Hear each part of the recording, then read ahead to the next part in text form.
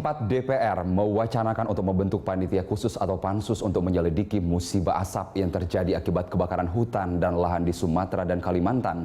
Informasi selengkapnya kita bergabung dengan reporter Mario De Lima dan juru kamera Indar Mawan dari Gedung DPR RI Jakarta. Iya, Mario, bagaimana tanggapan pimpinan DPR terkait wacana pembentukan pansus asap ini?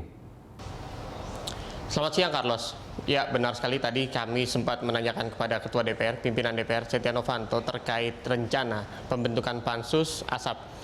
Dan memang wacana ini sudah masuk ke dalam pimpinan dan ia sudah mendengar terkait dengan rencana itu, dan ia menegaskan bahwa pimpinan sampai saat ini akan mendukung apabila substansi dari usulan tersebut, yaitu dari Komisi 4 ataupun Komisi 2 yang membawahi masalah ini memang sesuai dengan substansi yang diinginkan untuk penyelesaian. Karena memang tadi ia memberikan catatan khusus kepada para komisi yang nantinya akan membentuk pansus bahwa pansus ini tidak boleh hanya untuk mencari kambing hitam, untuk mencari kesalahan, tapi juga untuk membagi atau membeberkan perusahaan-perusahaan mana saja yang sebenarnya sudah melakukan proses yang benar untuk pembakaran lahan ataupun untuk sawit ini, dipisahkan dengan perusahaan yang benar-benar tidak melakukan prosedur yang sudah ditetapkan oleh pemerintah.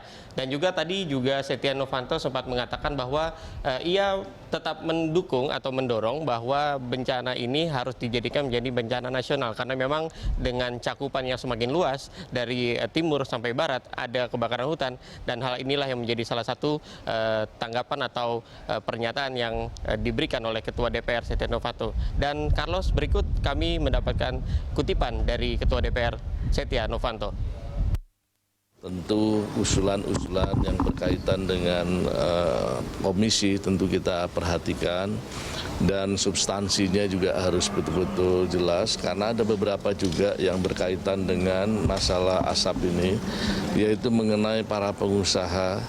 Ada pengusaha-pengusaha juga yang melakukan persiapan dengan baik ya, tapi karena masalah kebakaran yang terjadi sehingga ini tidak bisa disamaratakan, tetapi ada pengusaha-pengusaha yang tentu tidak disiplin.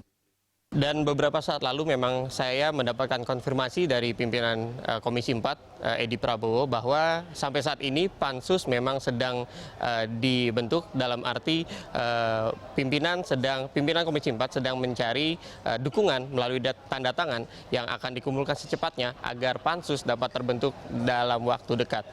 Carlos. Iya, Mario, terkait dengan mudahnya izin pembakaran lahan seperti itu di daerah, apa tanggapan pimpinan DPR akan hal ini? Ya, mengenai izin atau regulasi, begitu mudahnya pembakaran lahan dilakukan di daerah memang menjadi salah satu fokus yang tadi dibicarakan oleh Ketua DPR, dan ia menyayangkan sekali karena begitu mudahnya pembakaran ini menjadi salah satu faktor yang sangat dominan terkait dengan bencana ini.